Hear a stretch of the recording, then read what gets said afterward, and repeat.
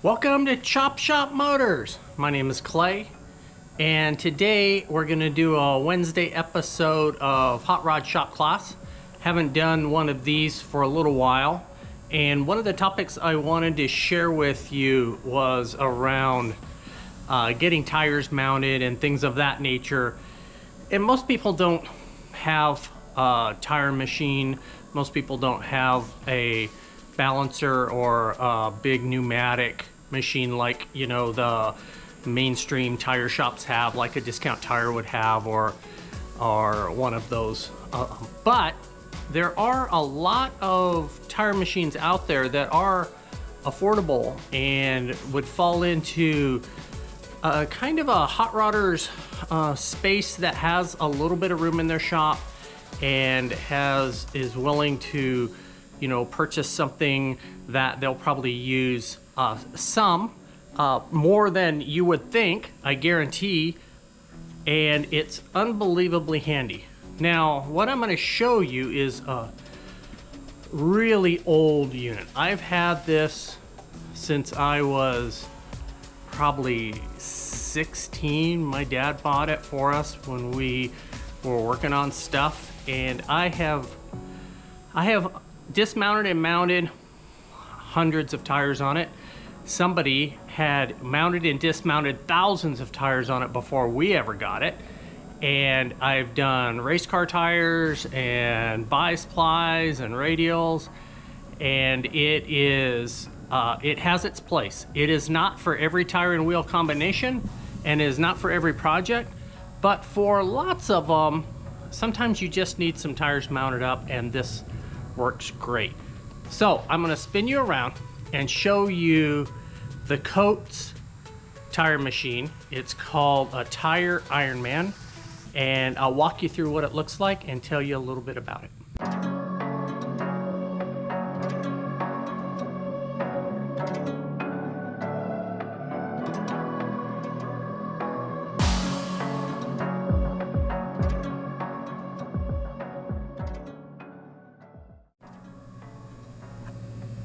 So, this is the Coates Tire Ironman. It looks like it hasn't been used in 100 years, and I mounted up 2 sets of tires on it a week ago. So, it's basic, it's primitive, it's simple, and I'll tell you a little bit about it. I've seen them come up on Marketplace, and they go for anywhere from 75 to a couple $100. And honestly, you don't have to spend 20 bucks a tire very many times to cover the cost of a tire machine like this. So here's the pluses and the minuses to an old ancient tire machine like this. Do not buy one if all the parts aren't there. So all the parts consist of 3 additional tools. If you look over here, you will see the tall one that's standing up is for dismounting the tire. It goes inside the rim. It has a little roller on the end that is sort of, in theory, to keep from gouging the rubber. There is a bead separator, which I'll kind of flop down. And that is a critical tool for putting on the main stem of the tire machine and popping the bead off of the rim. And then there is the tool that you use to put the tire back onto the rim. The reason I say don't buy a machine without all of them is these tools are way harder to find than the tire machine itself. Buy one, spend 150 bucks on it, and make sure you have all of the tools with it. You will also want to make sure it has this old guy. So that guy is what centers the wheel onto the tire machine. That is the basic list of tools that go with this machine. There's not very much to it. It's not very complicated, and you just have to make sure you get all of them. See if I can zoom in on this and see if you can see Coates Tire Ironman. Pretty cool. Made here in the States. So, good and the bad part about this. It is not for aluminum wheels if you don't want to gouge up the edge. You need to go to a conventional tire store that has a machine that doesn't touch the rim if you have a special aluminum wheel you're trying to dismount. So keep that in mind when you're thinking how and what would I use it for.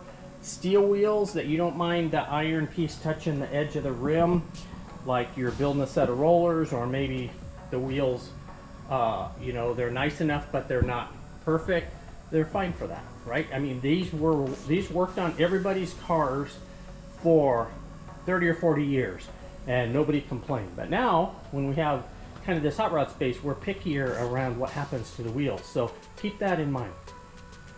The other piece is everything about this machine is manual.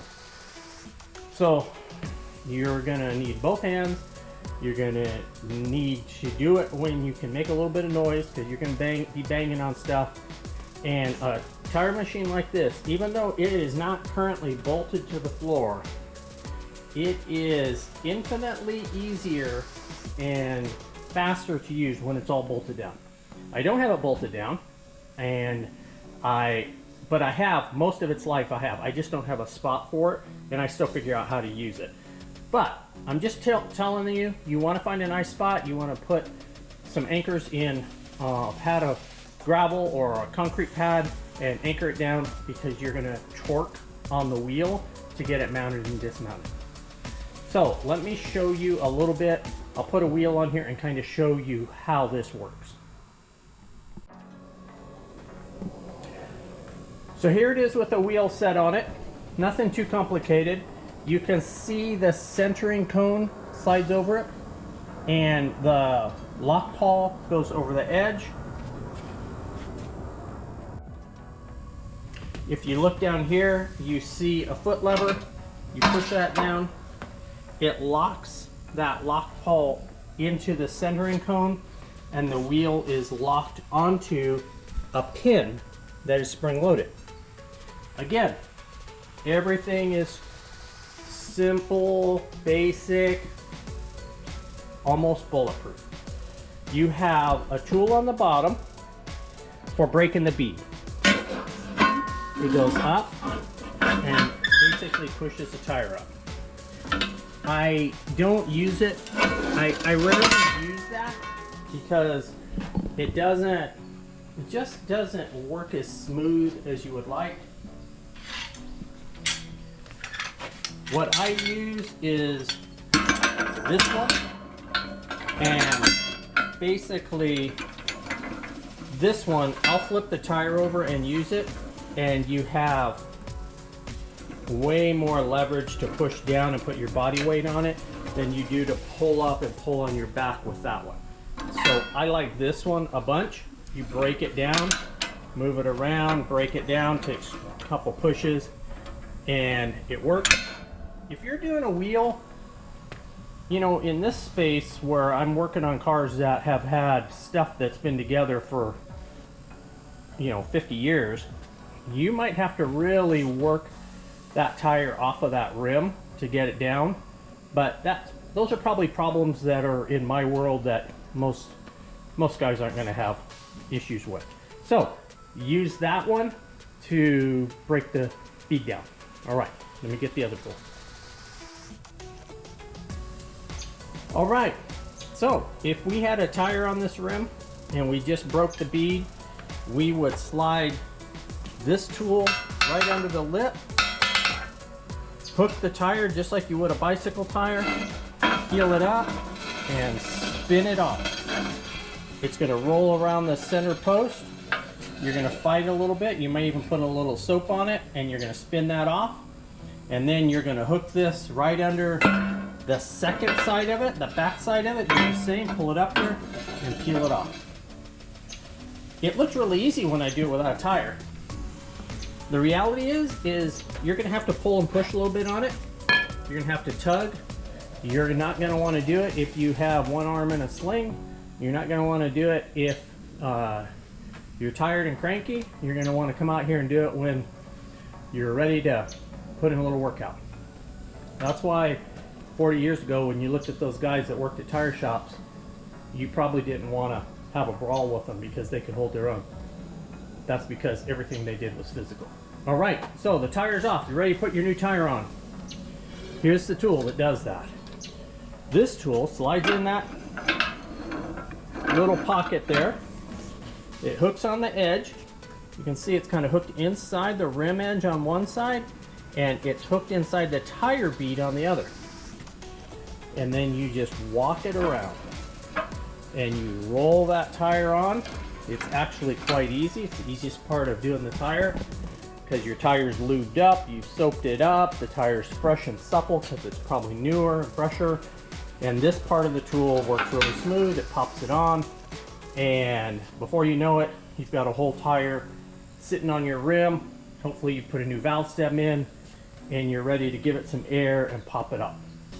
You always want to make sure and take this loose before you pop it up, because the tire will load it against the rim, against the tire machine, because it's full of air and that makes it a little tough to get it apart. And then you spin this and you can pull it right on. That is it for the Coates tire machine. It is a slick little tool. I love it. You guys might be looking at it and go, that's the stupidest thing, I'd never get one of those, and I totally understand. I'm glad I have one at Chop Shop Motors, and I've mounted lots of tires for lots of people who don't have one.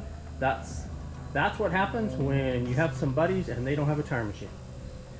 I'm Clay for Chop Shop Motors, and we'll see you on the next project.